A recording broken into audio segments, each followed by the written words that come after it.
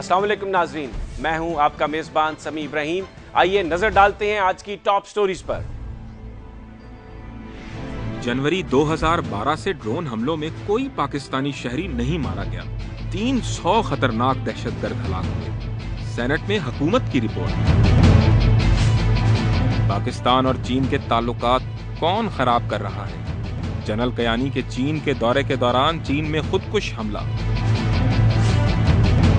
अफगानिस्तान हुकूमत तालिबान के जरिए पाक फौज से इंतकाम लेना चाहती है। न्यूयॉर्क टाइम्स की रिपोर्ट। सियासी दबाव या उमरा नवाजी? एफबीआर की 1 लाख अमीर लोगों को टैक्स नेटवर्क में लाने की पॉलिसी नाकामी से दोचार।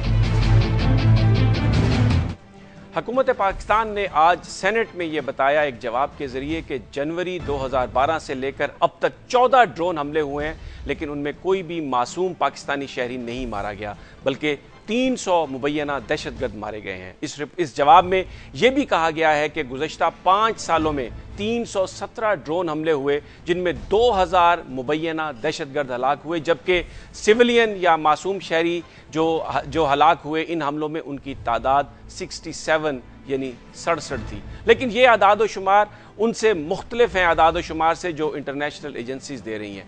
लंदन बेस्ड जो एक इदारा है ब्यूरो ऑफ इन्वेस्टिगेटिव जर्नलिज्म, उनका ये कहना है कि 2008 से लेके अब तक 300 मासूम पाकिस्तानी शहरी इन ड्रोन हमलों का शिकार हुए हैं, जबकि यूएन रिपोर्ट में यह कहा गया कि 2004 से लेके अब तक 400 पाकिस्तानी शहरी मारे गए हैं ड्रोन हमलों में। वज़ीर आज़म नवाज शरीफ ड्रोन हमलों को पाकिस्तान और अमेरिका के दरमियान ताल्लुकात में एक मेजर इरिटेंट करार दे चुके हैं, लेकिन ये जो आदाद शुमार हैं ये उससे मुख्तलिफ कहानी बता रहे हैं। आज हम इस पर बात करेंगे। हमारे साथ हैं ब्रिगेडियर रिटायर्ड महमूद शाह और एयर वाइस मार्शल रिटायर्ड जनाब शहजाद चौधरी। सबसे पहले मैं चलता हूं जनाब शहजाद चौधरी साहब की जानिब। शहजाद साहब, ये जो आदाद शुमार हैं जो आज वजारत दिफा ने सेनेट में दिए, इसको देखकर तो ये कहना मुश्किल नज़र आ रहा है कि ड्रोन हमले जो हैं वो काउंटर प्रोडक्टिव हैं और इनकी वजह से दहशतगर्दी में इजाफा हो रहा है। लग रहा है कि हुकूमत पाकिस्तान का स्टांस कोई तब्दील हो रहा है। देखिए, हुकूमत पाकिस्तान से ज़्यादा मैं समझता हूँ कि पाकिस्तान के अंदर इससे और ज़्यादा अबहाम पैदा हो जाएगा ड्रोन हमलों के बारे में। पहले ही एक नैरेटिव ऐसा है जो कि पाकिस्तान का एक कौमी नैरेटिव बन चुका है ड्रोन्स के बारे में, जो कि ड्रोन्स के सख्त मुखालिफ है। अब इसकी जो बुनियाद है इस किस्म के नैरेटिव की, वो क्या वो हक़ाइक़ पर मबनी थी, ये अपनी तय खुद एक बहुत बड़ा सवाल है कि क्या हमारे पास मुकम्मल फिगर्स भी नहीं है, हमारे पास मुकम्मल डिटेल्स भी नहीं है, कोई मीडिया कवरेजेस नहीं है, और ये अंदाजे के साथ और जो मीडिया रिपोर्ट्स अखबारों के अंदर जो खबरें आती हैं उसके हिसाब से कभी अमेरिकन एंटरप्राइज इंस्टीट्यूट है या कोई लंदन का यूरोप का कोई अदारा है या न्यूयॉर्क यूनिवर्सिटी है या स्टैनफोर्ड का कॉलेज ऑफ लॉ है, ये लोग इस किस्म के अदाद शुमार जमा करते हैं। उसमें से अब जिसका रुझान जिस तरफ ज़्यादा होता है वो उस मामले को उसी नज़र से देखता है। मिसाल के तौर पे अगर अलकायदा की बात की जाती है तो ये कहा जाता है कि अलकायदा के तो 10s के अंदर लोग मरे। अगर आप तालिबान की बात करें तो आप ये कहते हैं कि तालिबान की जो मेजर लीडरशिप थी वो शायद 100 के अंदर मरी होगी और ये या टारगेट हुई होगी। और अगर आप ये बात करेंगे तालिबान सपोर्टर्स कितने थे तो फिर वहाँ पे बहुत बड़ा सवालिया निशान आ जाता है। दूसरी चीज़ ये है कि चूँकि इन इलाकों में पिछले 7, 8, 10 साल से पाकिस्तान की अपनी स्टेट की रिट उस किस्म से नहीं है, आपको ये भी अंदाज़ा नहीं हो सकता कि जो लोग और जो ग्रुप्स वहाँ बैठे हैं उन्होंने वहाँ पर किस किस्म का अपना कंट्रोल कर रखा था, ख़ास तौर पे उन एजेंसीज पे जो कि पहले इनके कंट्रोल में थी और अब गालिबन शायद कम हो या ना हो। इसलिए किसी भी चीज़ के ऊपर इस किस्म का कोई हतमी राय देना कि क्या मुनासिब है क्या मुनासिब नहीं है, एक चीज़ याद रखिए, चंद हकायक हैं जो हमें देखने पड़ेंगे। हकायक ये हैं कि ड्रोन्स पाकिस्तान से जब उड़ना शुरू हुए तो पाकिस्तान की हुकूमत की मर्जी से शहजाद साहब, ये 2002 की बात कर रहा हूँ। नहीं, ये आप जो हिस्टोरिकली ये जो बात बता रहे हैं ये तो बिल्कुल सही है, लेकिन जो अगर ये एक मेजर इरिटेंट हैं, काउंटर प्रोडक्टिव हैं, तो मैं तो ये जो फिगर्स आज आए हैं, आप समझते हैं ये फिगर्स सही फिगर्स हैं या कोई पॉलिसी में हमें शिफ्ट नजर आ रहा है? नहीं, मैं नहीं समझता पॉलिसी शिफ्ट है। मैं समझता हूं कि देखिए, एक पाकिस्तान की जो एक ऑफिशियल स्टांस था, जो पब्लिक स्टांस था रियासत का, वो एक था। उसके बाद हमें एक और स्टांस भी नजर आता है जो कि एक वर्किंग या ऑपरेशनल लेवल पे है और हुकूमती उसके सपोर्ट भी अवेलेबल रही काफ़ी हद तक, खास तौर पे पाकिस्तान पीपल्स पार्टी के 5 सालों के अंदर। اور لیکن عوام کے اندر جو نیریٹو ڈیولپ ہوا اس کے اوپر، کیونکہ اس کا کوئی کاؤنٹر نیریٹو نہیں تھا۔ شہزاد صاحب آپ ہمارے ساتھ ہی رہیے، ہمیں جوائن کیا ہے وفاقی وزیر دفاعی پیداوار جناب رانا تنویر صاحب نے۔ السلام علیکم رانا صاحب۔ وعلیکم السلام جی۔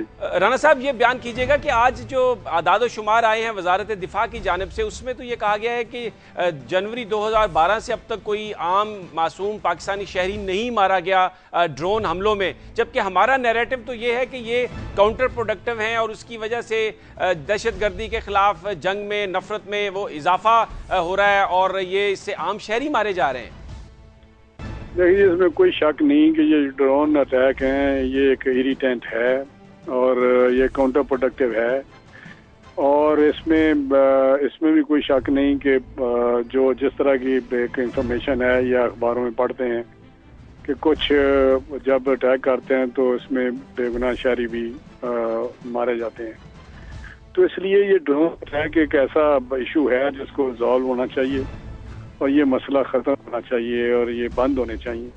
تو اس پہ جب سے پی ایم ایل این کی گورنمنٹ آئی ہے، میاں نواز شریف وزیر اعظم بنے ہیں، انہوں نے اس کو ٹیک اپ کیا ہوا ہے، ہر سطح پہ اس کو ایجیٹیٹ کیا ہے، چاہے یو این کا جنرل اسمبلی کا سیشن ہو، وہاں ان کی اسپیچ ہو، یا جہاں بھی جس فورم پہ بھی ہو، یا امریکہ کا ان کا وزٹ ہو، تو جب بھی یہ کوئی شروع میں اس طرح کے اٹیک ہوتے تھے تو میرا خیال امبیسڈر کو بلا کے ایک پرزور احتجاج بھی کیا جاتا رہا، اور میرا پہلی دفعہ یہ ایسا ہے جو ہماری گورنمنٹ کی پالیسی کی وجہ سے اب ڈسکس ہونا شروع ہوا ہے ڈفرینٹ لیول پہ، مختلف جو ہیں کنٹریز، ممالک ہیں، وہ بھی اس کو کنڈیم کر رہے ہیں یا اس پہ بات کر رہے ہیں کہ یہ بند ہونے چاہیے۔ یہ تو آپ بالکل درست فرما رہے ہیں کہ پی ایم ایل این کی گورنمنٹ نے اس کو اٹھایا اور نواز شریف صاحب نے بھی دورہ امریکہ میں اس کو اٹھایا، لیکن ہم بات کر رہے تھے جو فگرز آ رہے ہیں، کیونکہ ہمارا جو سٹانس ہے وہ تو فگرز کی بنیاد پر ہے کہ اس میں معصوم شہری مارے جا رہے ہیں، لیکن یہ جو فگر آج آئے ہیں یہ اس کے مطابق تو معصوم شہریوں کی تعداد بہت کم ہے، بلکہ جو انٹرنیشنل آرگنائزیشنز بتا رہی تھیں اس سے بھی کم ہے۔ نہیں دیکھیے، یہ تو ایک انفارمیشن ہے جو ہمارے پاس وہاں سے ہم کلیکٹ کرتے ہیں، لوکل لوگوں کے پاس کیا ہے، میڈیا کے پاس کیا ہے اور آفیشیل کیا ہے، یہ مختلف ہو سکتی ہیں، لیکن ہمارے پاس جو سورس ہے جو ہماری یہ انفارمیشن کلیکٹ کرتی ہیں اس کے مطابق جو فگر دیے ہیں وہ میں سمجھتا ہوں کہ مور اور لیس ٹھیک ہیں۔ یہ ہو سکتا ہے کہ جس میں چھوٹی موٹی کو اس میں کوئی فرق ہو یا کوئی غلطی ہو، ایک انفارمیشن کلیکٹ کرتے ہیں نا جی، اس کو 100% دیکھنا۔ ابھی ہم چینل پڑھتے ہیں، وہاں ایک واقعہ ہوا ہے، وہ کوئی کہتا ہے جی 20 زخمی ہوئے ہیں، کوئی کہتا ہے جی 30 زخمی ہوئے ہیں، کوئی کہتا ہے 6 جان باک ہوئے ہیں، کوئی کہتا ہے جی 10 جان باک ہوئے ہیں۔ تو یہ تو انفارمیشن ہوتی ہے جس کے بیس پہ یہ ساری چیزیں تیار کی جاتی ہیں۔ تو میں سمجھتا ہوں کہ یہ ایک تو بیسکس یہ ہے کہ یہ ایک جو ڈرون اٹیک ہیں وہ کاؤنٹر پروڈکٹیو، جس طرح آپ نے کہا ہے کاؤنٹر پروڈکٹیو ہیں، یہ ایریٹینٹ ہے، اس سے ہم افیکٹ ہو رہے ہیں اور اس سے ہمارا نقصان ہو رہا ہے۔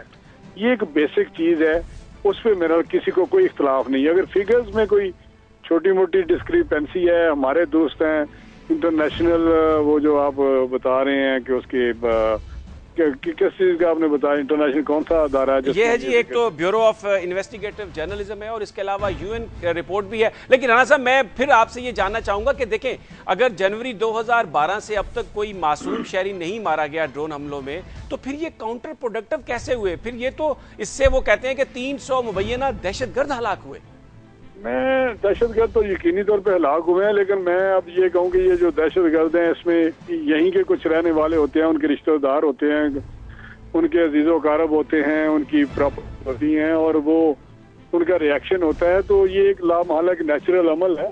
تو اس پہ میں زیادہ کوئی، میرا خیال ہے مجھے جو آپ جو فگر کی بات کر رہے ہیں اس پہ تو میں اس وقت اس پوزیشن میں نہیں ہوں کہ میں ویریفائی کروں کہ کیا آج جو فگرز دکھے ہیں وہ صحیح ہیں یا غلط ہیں، لیکن بیسک یہ ہے کہ یہ واقعی ایک ہمارے لیے ایشو ہے جس کو ہم نے ٹیک اپ کیا ہوا ہے اور ان کو بند ہونا چاہیے۔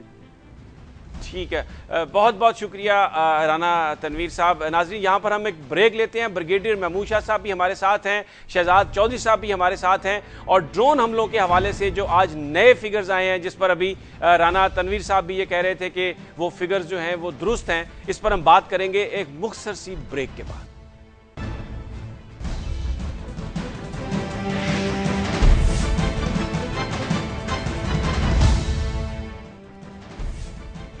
Welcome back. हम बात कर रहे हैं ड्रोन हमलों के हवाले से। जो आज फिगर दिए हैं वजारत दिफा ने, उसके मुताबिक जनवरी 2012 से लेके अब तक जो ड्रोन हमले हुए हैं 14, उनमें कोई मासूम पाकिस्तानी शहरी हलाक नहीं हुआ, बल्कि 300 मुबैना दहशतगर्द हलाक हुए हैं। चलते हैं जनाब ब्रिगेडियर महमूद शाह साहब की जानिब। अस्सलाम वालेकुम शाह साहब।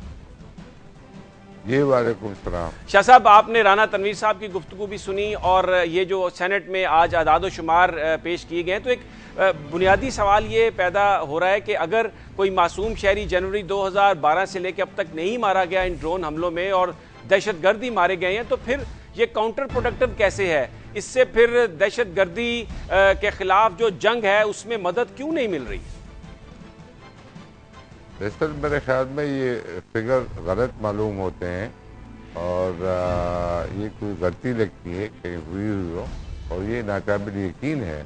आफ्टर ऑल जो है 2012 से लेके और अभी तक जो है जहाँ जिस इलाके में ये ड्रोन हमले किए जाते हैं वहाँ पर आम वजीर लोग रहते हैं, और ये कैसा मुमकिन है कि वहाँ पर 300 दहशतगर्द मारे गए और कोई वजीर नहीं मारा गया? और ये मुख्तलिफ अखबारों में जब भी हमला होता है उसके साथ इंफॉर्मेशन आती है और जो अखबारों में छपती है, और वो अखबार उठाए जा सकते हैं और उनसे फिगर वर्कआउट किए जा सकते हैं। और दूसरे ये है कि वहाँ के लोग मौजूद हैं, वो इसके गवाह हैं, क्योंकि कौन से रिश्तेदार किस वक्त 2012 की अगर हम बात कर रहे हैं तो वो हलाक हुए हैं। और मैंने ख़ास कोई ऐसा एक दो ही हमले ऐसे होंगे जिसके अंदर सिर्फ दहशतगर्द मारा गया हो और बाकी कोलेटरल डैमेज कोई ना हो। अच्छा, तो आप इसलिए शाह साहब, आप बड़े अरसे आप हुकूमत में भी रहे हैं, फाटा में भी आपने जिम्मेदारियां दी हैं, कुछ अपना ये तजर्बा सामने रखते हुए आप इस पर कुछ कमेंट करेंगे कि कहीं हुकूमती मौक़िफ़ तब्दील तो नहीं हो रहा ड्रोन हमलों के हवाले से? क्योंकि अब तो अमेरिकन मीडिया ये खबरें दे रहा है कि जो कुछ भी हुआ माजी में कम अज़ कम 2011 तक, वो तो हुकूमत पाकिस्तान के साथ अमेरिका का एक मुआहदा था जिसके तहत सारे हमले किए गए। जी, मैं समझता हूँ कि कुछ अरसे तक हाँ ये मुमकिन है कि जब परवेज़ मुशर्रफ साहब की हुकूमत थी कि पाकिस्तान के साथ जो है वो इनकी इंफॉर्मेशन शेयर होती थी और वो ड्रोन हमले करते थे, हालांकि ये बैनुल-अक़वामी क़वानीन की खिलाफ वर्जी है। लेकिन उसके बाद जो है एक वक्त ऐसे आया कि जब खासकर सलाला का इंसिडेंट हुआ तो पाकिस्तान ने उनका ये जो रूट है सप्लाई का वो बंद किया और कहा कि अगर आपके पास हमारे कोई एग्रीमेंट्स है तो वो आप बताएं, और अगर नहीं है तो आप हमारे साथ जो है वो लिख कर ये एग्रीमेंट जो है वो साइन किए जाएं। और मुझे यकीन है कि पाकिस्तान साइन ना करता कि आप ड्रोन हमले यहाँ पर कर सकते हैं। और आपको मालूम है कि काफ़ी अरसे तक 2 महीने से ज़्यादा मेरे ख्याल में उन्हें ये रास्ता नेटो का जो है ये बंद रखा, लेकिन फिर जो हमारी सियासी हुकूमत थी वो कमज़ोर साबित हुई और उन्होंने इसको खुलवा दिया। उसके बाद ये जो नई हुकूमत है मुस्लिम लीग नवाज शरीफ साहब की, इनका तो अमेरिकन के साथ कोई ताल्लुक़ ही नहीं रहा है, तो इसलिए इनकी तरफ से कोई इजाज़त का सवाल ही पैदा नहीं होता। और अभी तो यह है कि इस इशू के ऊपर जो बैनुल-अक़वामी बिरादरी है वो भी जाग उठी है, और आपने एमनेस्टी इंटरनेशनल का रिपोर्ट पढ़ी होगी। अक़वाम मुत्तहिदा की जो ह्यूमन राइट कमेटी है वो भी इसके ऊपर काफ़ी नाराज़ हैं और वो कह रहे हैं, यूएन के सेक्रेटरी जनरल ये कह चुके हैं कि बैनुल-अक़वामी क़वानीन के ख़िलाफ़ है और इसके अंदर बेगुनाह लोग जो हैं वो मारे जाते हैं। और आपने देखा होगा कि एक फैमिली अमेरिका आज पहुंच चुकी है। जी बिल्कुल, वहाँ पर ब्रीफिंग हुई है कमेटी में, उन्होंने सारा बयान किया और उसमें बड़े जज्बाती मनाजर भी देखने हैं। शाह साहब, अब हमारे साथ ही रहिए। मैं शहजाद चौधरी साहब, एक और अहम मामला आपसे उस कमेंट चाहूँगा, दहशतगर्दी के खिलाफ जो जंग है उस हवाले से। लतीफ़ुल्लाह महसूद को जो अफ़गान वहाँ से अमेरिकन ने अपने कब्ज़े में लिया, उनसे तो ये बताया जा रहा है कि वो इस वक्त अफ़गान खुद एक साजिश कर रहे थे पाकिस्तानी तालिबान के साथ मिलकर पाकिस्तानी फ़ौज पर हमला करने की और उससे रिवेंज लेने की। तो ये जो इन्फॉर्मेशन उस वक्त रिलीज़ हुई है जिस वक्त वज़ीर आज़म नवाज शरीफ लंदन में सदर हामिद करज़ई से बात कर रहे थे, تو یہ ایک عجیب فنامنا پہلی دفعہ نظر نہیں آیا کہ ویسٹرن میڈیا ایک ایسی چیز رپورٹ کر رہا ہے جبکہ پاکستانی وزیر اعظم بات کر رہے ہیں افغان صدر سے، اور اس میں مورلی پاکستانی وزیر اعظم جو تھے وہ اس خبر کے بعد بہتر پوزیشن پہ چلے گئے گفتگو میں۔ دیکھیے لطیف اللہ محسود کا جو واقعہ میرے خیال میں تقریباً کوئی 4-5 دن ہو گئے ہیں، ہفتہ ہو گیا تقریباً، اور یہ پاکستان کی انٹیلیجنس ایجنسیز کی رپورٹ کے مطابق ہی یہ کارروائی عمل میں آئی ہے، اور انہوں نے انفارم کیا ہے وہاں پہ امریکن فورسز کو کہ اس قسم سے لطیف اللہ محسود جو آدمی ہے وہ نکلا ہے اور وغیرہ وغیرہ، اور وہ کانوائے پہ پکڑا گیا۔ دیکھیے اس سے قطع نظر کہ اس کے جو امیجیٹ ٹیکٹیکل ایفیکٹس ہیں وہ کیا ہوں گے، کیا ہم ایک لارجر کانٹیکسٹ میں یہ نہیں جانتے یا یہ نہیں ہمیں معلوم کہ وہاں پر جو اثر و رسوخ ہے افغان انٹیلیجنس کا، جو کبھی بھی پاکستان کے ساتھ میرے خیال میں ایک اچھا اس کا رشتہ نہیں رہا، پھر ساتھ ہی ساتھ CIA اور جب پاکستان اور ISI کے درمیان میں معاملات کافی خراب رہے پچھلے 2-2.5-3 سال کے اندر، بلکہ کافی زیادہ کہتے ہیں 2005 کے بعد تقریباً بہت مشکل ہو گئے تھے حالات، اس کے اندر بھی پھر ان کا اور افغان انٹیلیجنس کا آپس میں رابطہ، پھر انڈین انٹیلیجنس کا بھی اثر و رسوخ بہت بڑی طریقے سے افغان انٹیلیجنس کے اندر، یہ سب حقائق ہیں، یہ سب اپنی جگہ پہ موجود ہیں۔ اسی لیے پاکستان کا جو پریشر ہے جو کہ پاکستان کے بارڈر کے باہر سے آتا ہے وہ بے انتہا ہے۔ اس لیے پاکستان کو کسی قسم کی ڈیپینڈنس، چاہے وہ ڈرونز کے اوپر ہے، چاہے وہ کسی اور ملک کے انیبلنگ جو سپورٹ ہے اس کے اوپر ہے، بالکل غلط ہوگی، کیونکہ ہمیں نہیں معلوم کہ وہ کون سی کھیل کے اندر اس وقت مشغول ہیں، وہ کون سی گیم کھیلنا چاہتے ہیں۔ پاکستان کو اسی لیے بہت ضروری ہے کہ اپنے انیشیٹوز خود لے، انیشیٹوز لے، ریاکٹ نہ کرے، کیونکہ اگر آپ ریاکٹ کریں گے تو پھر معاملات دوسروں کے ہاتھ میں ہوں گے، آج صرف ریاکشن پہ ہوں گے۔ انیشیٹو لے کے بات چیت کا اگر رستہ اختیار کرنا ہے تو بات چیت کا عمل شروع کیا جائے، اس کے بعد دیکھا جائے کہ کہاں پہ بات جاتی ہے، لیکن معاملات اپنے ہاتھ میں رکھیں اور اپنے جو اپنی حدود ہیں، جو ہمارے بارڈرز ہیں، اس کے اندر کے جو معاملات ہیں، ہمارے ملک کے جو معاملات ہیں، ان کو سب سے پہلے ٹیکل کیا جائے، اس کو دیکھا جائے، خاص طور پہ فاٹا کے اندر، خاص طور پہ KP کے اندر، اور تاکہ وہاں پہ کسی قسم کا کوئی کنٹرول اور ریٹ اسٹیبلش ہو سکے۔ پھر جو وہاں پہ جو ایکسٹرنل جو بیرونی ایلیمنٹس ہیں ان کو وہاں سے آہستہ آہستہ نکالنا چاہیے، چاہے وہ جہاں سے بھی آئے ہوئے ہیں، اور یہ ایک ایفرٹ ہے جو کہ ہمیں کرنے کی ضرورت ہے۔ ہم اگر دوسروں پہ ڈیپینڈنٹ رہیں گے تو اسی طریقے سے کبھی لطیف اللہ محسود ہمیں لگے گا، کبھی ملا برادر لگے گا کہ کسی اور راستے پہ چل رہا ہے، وغیرہ وغیرہ۔ شہزاد صاحب، ڈیپینڈنس کی آپ بات کریں کہ نہیں کرنی چاہیے، لیکن آپ نے ابھی بیان فرمایا کہ یہ جو پکڑے گئے لطیف اللہ محسود، یہ پاکستان کی انٹیلیجنس کی اطلاع پہ امریکنز نے پکڑا، تو پھر ایک لیول پہ کوآپریشن تو ہے، ڈیپینڈنس تو ہے اس ساری پرابلم سے نبٹنے کے لیے۔ دیکھیے ابھی وزیر اعظم نواز شریف صاحب جب گئے تھے امریکہ تو میں یقین یہ اور امید رکھتا تھا، اور امید ابھی بھی رکھتا ہوں، گو کہ اس کے کچھ ایسے آثار نظر نہیں آئے کہ وہاں پر جا کر یہ افغانستان کا جو معاملہ ہے، جو دہشت گردی کا معاملہ ہے، جو پاکستان کا چیلنج ہے دہشت گردی کے خلاف، ان تینوں کو پرائم فوکس بنائیں گے۔ یہ چیز جائے کہ وہاں پہ جا کے ہم IMF یا اور کسی پیسے کی بات کرتے، وہ بھی ضروری ہیں چیزیں، لیکن یہ سب سے زیادہ ضروری تھی۔ لیکن افسوس سے کہنا یہ پڑتا ہے، جو تھوڑا کچھ سمجھ آتی ہے، جو پتہ لگتا ہے، جو نظر آتا ہے، جو کوئی کانوں پہ خبر پڑتی ہے کہ افغانستان کے معاملے پہ کوئی بہت زیادہ گہری بات نہیں ہوئی، اور اس وجہ سے افغانستان جب تک سٹیبلائز یا سیکیور نہیں ہوتا یا سیٹل نہیں ہوتا، اس وقت تک پاکستان کے معاملات بھی خراب رہیں گے۔ اور چونکہ امریکہ جا رہا ہے، اس کا اپنا انٹرسٹ بھی وہاں پہ اب اتنا زیادہ نہیں ہے، وہ چاہتا ہے کہ یہاں پر اب پاکستان اپنا رول ادا کرے، وہ اس سپورٹ پہ آ گیا ہے کہ ہم کریں گے جو آپ چاہتے ہیں، لیکن ہمیں بتائیں کہ ہم کیا کریں۔ اور پاکستان کا چونکہ اپنا ویژن نہیں ہے، اس وجہ سے وہاں پہ ایک بہت بڑا آپ کو زیرو دائرہ نظر آتا ہے افغانستان کے کانٹیکسٹ میں، اور اسی وجہ سے ہر چیز رکی ہوئی ہے افغانستان کے اندر بھی۔ نہ طالبان کی بات امریکہ سے ہو رہی ہے، نہ پاکستان اپنے طالبان سے بات کر رہا ہے، تو ایک جمود کا شکار ہے، ایک انحطاط ہے وہاں پر سوچ کا، فکر کا، جس کی وجہ سے پاکستان مشکل سے مشکل حالات کے اندر جا رہا ہے۔ لطیف اللہ محسود وغیرہ چھوٹے چھوٹے لوگ ہیں۔ شہزاد صاحب ہمارے ساتھ ہی رہیے، بریگیڈیئر محمود شاہ صاحب آپ بھی ہمارے ساتھ ہی رہیے۔ یہاں پر ہم لیتے ہیں ایک بریک، لیکن بریک کے بعد ایک اہم معاملے پر گفتگو کریں گے۔ پاکستان فوج کے سربراہ بیجنگ کے دورے پر ہیں، لیکن وہاں پر ایک خودکش دھماکہ ہوا ہے، اور یہ بتایا جا رہا ہے کہ سنکیانگ صوبے سے تعلق ہے خودکش دھماکہ کرنے والوں کا۔ اس کے کیا امپلیکیشن ہو سکتے ہیں؟ کون ہے جو پاکستان اور چین کے تعلقات کو خراب کرنے کی کوشش کر سکتا ہے؟ اس پر ہم گفتگو کریں گے بریک کے بعد۔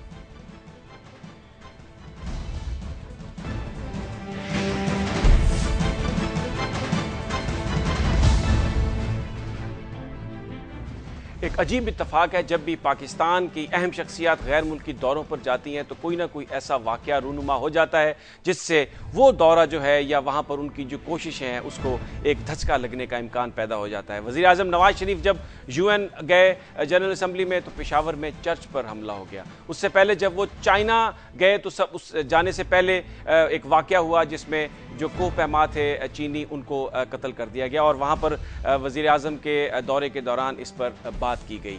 اب جبکہ پاکستان فوج کے سربراہ جنرل اشفاق پرویز کیانی بیجنگ میں ہیں تو وہاں پر ایک خودکش حملہ ہوا ہے۔ بتایا جاتا ہے، چینی میڈیا یہ رپورٹ کر رہا ہے کہ 3 خودکش حملہ آور تھے۔ ٹینمنٹ سکوئر میں جو ایک گاڑی میں سوار تھے، دھماکہ کیا گیا، 5 افراد اس میں ہلاک ہوئے، اور یہ جو مبینہ دہشت گرد تھے ان کا تعلق سنکیانگ صوبے سے بتایا جاتا ہے جس کے بارڈر پاکستان میں ملتے ہیں، اور ماضی میں یہ کئی دفعہ چینی حکام کی جانب سے پاکستان کو کہا گیا کہ وہاں پر جو دہشت گرد تنظیمیں ہیں، جو انتہا پسند تنظیمیں ہیں، ان کے خلاف فیصلہ کن کارروائی کی جائے۔ اگرچہ یہ جو واقعہ ہے دہشت گردی کا چائنا میں، اس کا تعلق بظاہر کوئی نظر نہیں آتا جنرل اشفاق پرویز کیانی کے دورے سے، کیونکہ جنرل کیانی کی جو دورے کی تاریخیں تھیں وہ پہلے سے طے شدہ تھیں، وہ چینی حکام کی دعوت پر وہاں پر گئے، لیکن بعض مبصرین کا خیال ہے کہ سنکیانگ کے دہشت گردوں کی جانب سے یہ کارروائی یقیناً موضوع گفتگو یہ بن جائے گی جنرل اشفاق پرویز کیانی کے ساتھ جو اس وقت سنکیانگ کی صورتحال ہے۔ کون سی وہ قوتیں ہیں جو یہ سب کچھ کر رہی ہیں، جو پاکستان اور چائنا کے بڑھتے ہوئے تعلقات کو اچھی نظر سے نہیں دیکھتی؟ اس پر ہم گفتگو کریں گے۔ ہمارے ساتھ موجود ہیں بریگیڈیئر محمود شاہ صاحب اور شہزاد چودھری صاحب۔ بریگیڈیئر صاحب کی طرف چلتے ہیں۔ بریگیڈیئر صاحب یہ بتائیے کہ یہ جو سنکیانگ میں جو دہشت گرد ہیں اور یہ جو سارا واقعہ ہوا ہے، آپ اس کو کس طرح سے دیکھتے ہیں؟ اس کا کیا فال آؤٹ ہو سکتا ہے؟ دراصل اس سارے معاملے کا تعلق جو ہے وہ TTP سے ہے۔ TTP کا جو لطیف اللہ مسعود ہے جو پکڑا گیا ہے، اس کے بہت زیادہ امپلیکیشنز ہیں۔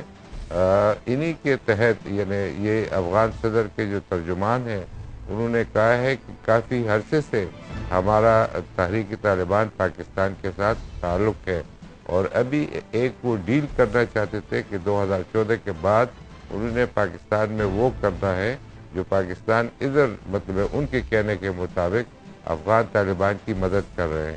تو جتنے بھی طالبان گروپ ہے وہ TTP کے اندر ہیں۔ آپ کو معلوم ہے کہ فضل اللہ کدھر ہے افغانستان میں، ان کی مدد کون کر رہا ہے؟ یہی نیشنل ڈیفنس آف سیکیورٹی یعنی افغانستان کی جو انٹیلیجنس ہے۔ فقیر محمد ابھی ان کے جیل میں ہے لیکن ان کی تنظیم موجود ہے، یہی کارروائیاں وہ کر رہے ہیں۔ یہ جو عمر فاروق ہے اور ابھی آپ اپنے آپ کو عمر خراسانی کہتا ہے، وہ کنڑ میں موجود ہے۔ یہ independent movement of eastern Turkmenistan جو کہ سنکیانگ میں ہے، یہ ان کا جو لیڈر تھا وہ جنوبی وزیرستان، اس کا نام معصوم تھا، مارا گیا۔ یہ TTP کے اندر ہے۔ اگر آپ نے ماضی میں دیکھا ہوگا کہ TTP کی اپنی کیا ایجوکیشن ہے، ان کی کتنی ڈیپتھ ہے، کیوں انہوں نے جو مہران میں ہماری P-37 جو ایئرکرافٹ تھے ان کو کیوں ٹارگٹ بنایا، ان نے کامرا میں کیوں ایویکس کو، کیونکہ یہ کون سی قوت ہے جو جانتی ہے کہ یہ پاکستان کی ڈیفنس کے لیے بہت اہم ہے۔ تو میں سمجھتا ہوں کہ یہ لطیف اللہ مسعود کا معاملہ اتنا آسان نہیں ہے۔ امریکہ نے کیوں ان کو پکڑا؟ کیونکہ ان کو یہ ریکوائرڈ تھا، کیونکہ انہیں کافی سارے امریکن بھی مارے ہیں، اس لیے انہوں نے اس کو پکڑا، اور یہی ساری چیز کی جڑ ہے۔ اور اگر ہم اس کو دیکھیں کہ افغانستان میں فیوچر پاکستان کے لیے کیا ان کے پلانز ہیں، تو ہمارے ہاں 30 لاکھ یعنی 3 ملین جو ہے افغان ریفیوجیز موجود ہیں، اور ان کے بچے ہوئے ہیں جو ابھی 25 سال کے ہو گئے ہیں، تو رفلی آپ سمجھیں کہ 5 ملین ہے۔ ان کے تھرو وہ پاکستان میں کیا کر سکتے ہیں؟ تو اس لیے ہمیں ان کا یہ معاملہ جو ہے یہ چھوٹا نہیں سمجھنا چاہیے، اور ہم افغانستان کے ساتھ مہربانیاں کرتے رہے ہیں۔ ان کے اتنے سارے لوگ اپنے جو اکانومی ہے اس کے اوپر ہم نے ان کو سوار رکھا ہے، اور ابھی بھی ہماری کوشش ہے کہ افغانستان میں امن آئے، لیکن افغانستان کی جو حکومت ہے وہ نہیں چاہتی کہ پاکستان میں امن ہو۔ اور آپ کو یہ بھی معلوم ہونا چاہیے کہ سب سے زیادہ جو فائنینشیل سپورٹ یہ نیشنل ڈائریکٹریٹ آف سیکیورٹی کو آ رہی ہے وہ سب انڈیا سے آ رہی ہے۔ دراصل اس کا نام بھی وہ چینج کرنا چاہتے تھے، را کے اوپر रामा इसका नाम रखना चाहते थे, रिसर्च एंड एनालिसिस मिल्लत अफगान, लेकिन अभी तक वो हुआ नहीं। कई लोग कहते हैं कि हो अच्छा, गया शाह है। साहब ये तो आपने बड़ी डिटेल से ये बात बताई है। जब ये सारी सूरत हाल है तो इस तनाज़ुर में जो हम मुज़ाकरात के जरिए इन ग्रुप्स को राजी करने की कोशिश कर रहे हैं, तो ये कैसे मुमकिन होगा? क्योंकि ये ग्रुप्स तो जो इंटरनेशनल कंस्पिरेसी है उसके मुताबिक अपनी सारी कार्रवाइयाँ कर रहे हैं, तो ये पाकिस्तान के साथ मुज़ाकरात के जरिए मामलात को कैसे हल करेंगे? इसलिए जो आप मुज़ाकरात की ऑफर इंतहाई खुलूस और बिल्कुल मेहनतें करके उनसे कर रहे हैं, लेकिन उनके पीछे जो कुव्वतें हैं वो आपके इस मुज़ाकरात की ऑफर का तकरीबन मजाक उड़ा रहे हैं। उनकी तरफ से जिस तरीके से यानी उनका जवाब आ रहा है, जिस तरह वो मुख्तलिफ डिमांड वैसे ही वो कर रहे हैं, और उनकी तरफ से कोई संजीदा रद्द-ए-अमल नज़र नहीं आ रहा है, तो उससे आपको पता चलता है कि उनकी कोई दिलचस्पी इन मुज़ाकरात में नहीं है। आप हमारे साथ ही रहिए शाह साहब, हमारे साथ ही रहिए। मैं शहजाद चौधरी साहब की जानिब जाना चाहता हूँ। चौधरी साहब, ये जो सब कुछ सामने नजर आया, जैसे शाह साहब ने भी बयान किया है, तो किस तरह इस मसले की तरफ हम बढ़ेंगे? कैसे ये इसको हल कैसे करेंगे? देखिए, मैं समझता हूँ कि हम असल में बहुत ज़्यादा कॉन्स्पिरेसीज में चले जाते हैं। टेक्निकल लेवल के ऊपर इंटेलिजेंस और इंटेलिजेंस ऑपरेशंस इतने गड़बड़ हो जाते हैं कि बहुत मुश्किल होता है ये उसको सेपरेट करना कि वो किस तरफ से हो रहा है, क्यों हो रहा है, उसकी लंबी तान कहाँ जाके मिलती है।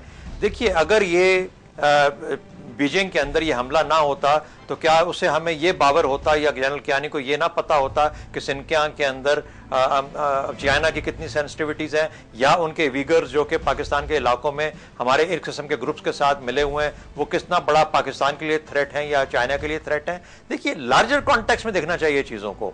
बड़े कॉन्टेक्स्ट में जब आप देखेंगे तो ये छोटे छोटे मामलात आपको बॉदर नहीं करते। क्या हमें नहीं पता कि इंडिया हमारे लिए कितना बड़ा मसला है अफगानिस्तान के अंदर?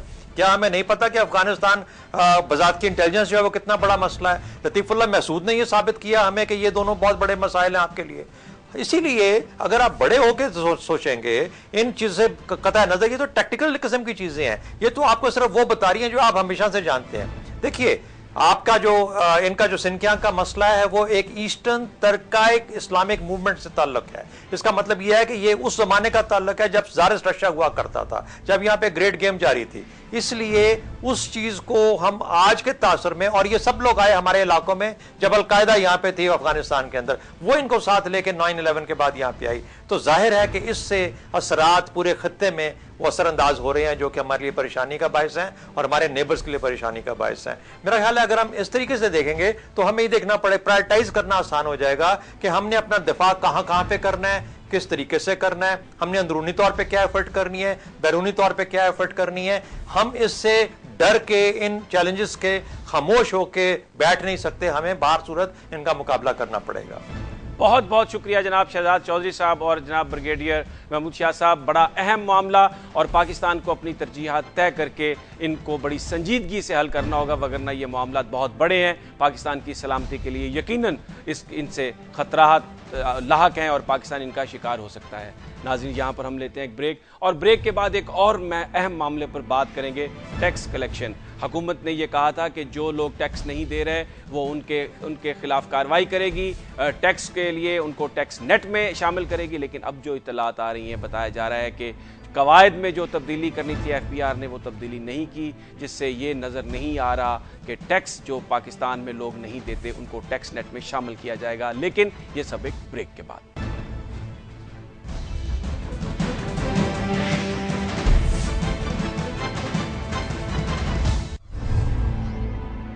नादरा ने तकरीबन 39 लाख ऐसे लोगों की निशानदेही की थी जिनके टैक्स रिटर्न उनकी इनकम से मैच नहीं करते थे। गोया ये वो लोग थे जो बहुत ज़्यादा खर्च कर रहे थे लेकिन हुकूमत पाकिस्तान को टैक्स नहीं दे रहे थे, और ये बताया गया था, हुकूमत ने यह कहा था कि वो इन लोगों को टैक्स नेट में शामिल करने की कोशिश करेगी। जून में इनकम टैक्स लॉ में अमेंडमेंट भी की गई और ये कहा गया कि FBI अपने कवानीन में, अपने रूल्स में तब्दीली करेगा और इन तमाम लोगों की जो बैंकों को तक रसाई एफबीआर को मिल जाएगी। लेकिन अब ये खबरें आ रही हैं कि अभी तक एफबीआर ने वो रूल्स नहीं बनाए और अब जो नोटिस जारी किए गए थे लोगों को वो भी उनको नहीं मिल सके। तकरीबन 33,000 नोटिस जारी किए गए थे, उनमें से 10,000 लोगों को सिर्फ नोटिस मिले हैं और बताया ये जा रहा है कि विल नहीं है हुकूमत में एफबीआर में, जिसकी वजह से ये पता नहीं कि कब वो कवानीन बनेंगे जिनके तहत ऑनलाइन एक्सेस होगी एफबीआर को और टैक्स कलेक्शन होगी। इसके क्या नताइज निकलेंगे?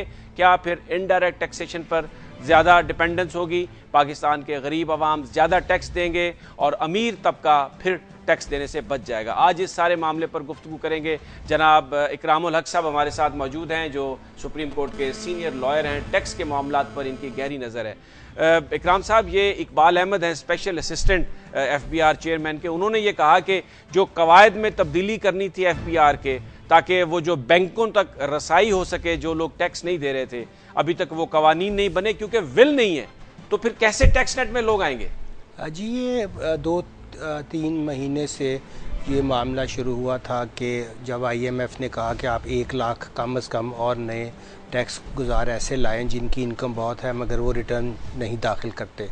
एफबीआर ने ये उनसे हामी भरी कि हम ज़रूर करेंगे। अब वो जब नोटिस इशू हुए तो आपको पता है 33,000 नोटिस इशू हुए, जिनमें वो बता रहे हैं कि 1/3 नोटिस सही मकामात पर एड्रेसेस पर पहुंचे होंगे, बाकी पहुंचे ही नहीं क्योंकि नादरा के एड्रेसेस ही यूज़ नहीं किए गए। असल में वो ये हुआ कि इसमें भी थोड़ा सा जैसे हमारे यहाँ इल्ज़ाम तराशी होती, नादरा ने इसको कहा कि ऐसी बात नहीं हुई, उन्होंने फिर स्टांस ज़रा चेंज किया। एफबीआर ने कहा कि एक्चुअली जो कोरियर कंपनी थी उसमें कैपेसिटी नहीं थी। तो इसमें भी थोड़ा सा मामला ये आ रहा है कि एक तरफ जैसे आपने फरमाया कि हुकूमत के अंदर वो सियासी विल जिसे हम कहते हैं वो नहीं है कि वो जो ख़ुद भी अमीर तबकों पे ऊपर टैक्स लगाना या उनसे टैक्स लेना, ये पाकिस्तान का पिछले कई आप देख रहे हैं 3 दहाइयों से एक मसला है, वो पैदा नहीं हो रही।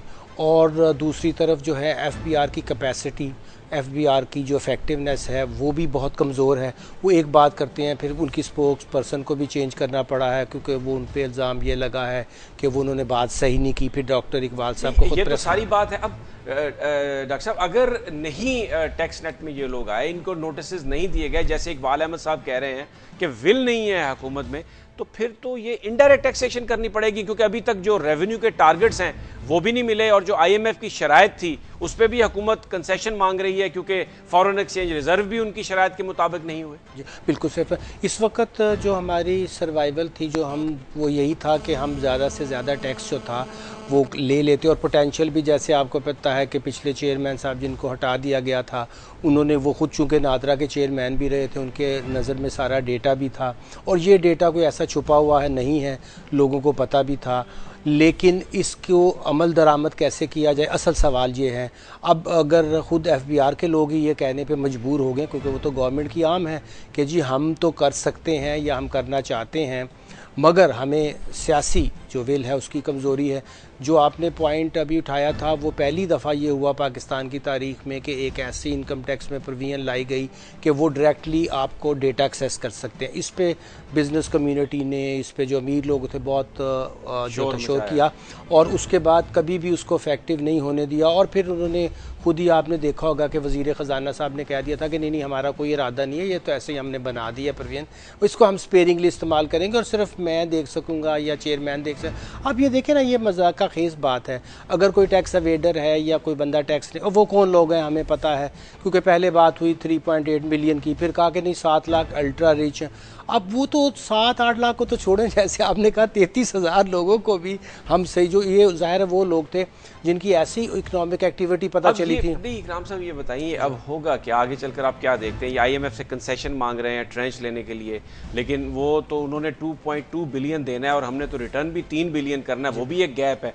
तो ये फिर महंगाई और असल में वो जो इस दफ़ा तो उनसे कह रहे हैं कि आप हमारा बढ़ा दीजिए, हमें कंसेशंस भी दे दीजिए, मगर जो मेरी इतला है कि پچھلے پروگراموں کے مقابلے میں اس دفعہ IMF کسی قسم کی کنسیشن دینے کے معاملے میں بہت زیادہ ریلکٹنٹ ہوگا، کیونکہ وہ یہ کہتے ہیں کہ دیکھیے ہم نے پہلے آپ کو جو بھی پروگرام دیے ہیں اس میں آپ نے ہمیں کہا کہ جی ہم اکراس دی بورڈ GST لگائیں گے، وہ آپ نہیں لگاتے، چلیے اس کو چھوڑیں، آپ کے بہانے تھے کہ جس سے، اور یہ MQM اور آپ کو پتہ ہے دوسری پارٹیز نے بھی اس پہ بہت شور ڈالا تھا کہ جس سے مہنگائی اور بڑھے گی، انہوں نے کہا چلیے پھر آپ ڈائریکٹ ٹیکس لگا لیجئے، کم از کم جو امیر لوگ ہیں ان سے تو ٹیکس لیجئے۔ اور اصل ڈائلیما بھی پاکستان کا یہی ہے کہ آپ کا 80% ٹیکس تو انڈائریکٹ سے آ رہا ہے، اس سے انفلیشن بھی ہو رہی ہے، اس کی وجہ سے لوگوں کی زندگی بھی بہت مشکل ہو رہی ہے، لوگ جو ہیں وہ جو پہلے ٹرانزیٹری پور تھے اب وہ بالکل آپ دیکھ رہے ہیں کہ وہ کرونک بلکہ نیچے پاورٹی لائن سے نیچے جا رہے ہیں، تو یہ صورتحال ایک تباہی کی طرف لے جائے گی اگر ہمیں یہ پولیٹیکل ول نہیں پیدا کی اور یہ ٹیکس ہم نے جلد از جلد ان لوگوں سے یہ اگر IMF نے بھی کنسیشن نہیں دی اور پھر تو چوائس کوئی نہیں ہے اس کے علاوہ کہ آپ اپنی کرنسی کو مزید ڈپریشیٹ کریں، اس میں مزید کمی کریں، آلریڈی آپ نے 7% ڈی ویلیو ہو چکا ہے روپیہ، تو اس سے تو ایک مہنگائی کا اتنا بڑا ایک اور مزید سیلاب آئے گا کہ یہ جو پہلے مرے ہوئے لوگ ہیں مہنگائی میں یہ کہاں جائیں گے، کیسے اپنے بل پورے کریں گے؟ یہ بہت آپ نے صحیح نقطہ اٹھایا کہ اگر یہ ہمارے ہاں یہ پولیٹیکل ول نہیں رہی اور ہم لوگوں سے، امیر لوگوں سے، اور اپنے ٹیکس کو کم از کم اور زیادہ نہیں تو 40-50% ہی اور بڑھا سکے، تو پھر تو اس کا ایک ہی ہوگا کہ ہم اور زیادہ جو ہے وہ مشکل صورتحال کا شکار ہو جائیں گے، اور یہ اگر روپی اور گرا تو اس کے نتائج میں، کیونکہ ہم امپورٹ بیس کنٹری ہیں، جتنی زیادہ تیل ہم منگوائیں گے۔ بہت شکریہ، وقت کی کمی ہے میرے پاس ڈاکٹر صاحب، بہت شکریہ۔ حکومت نے اگر ول نہیں پیدا کی، ڈائریکٹ ٹیکسیشن نہیں لگائی، تو اس سے پھر انڈائریکٹ ٹیکسیشن اور اس کا خمیازہ غریب عوام کو بھگتنا پڑے گا۔ ناظرین، یہ تھا آج کا پروگرام، کل پھر آپ سے ملاقات ہوگی ٹاپ سٹوری میں نئی خبروں اور نئے انالیسس کے ساتھ۔ تب تک اپنا، اپنے ساتھیوں کا، اپنے ہمسایوں کا خیال رکھیے گا۔ اللہ حافظ۔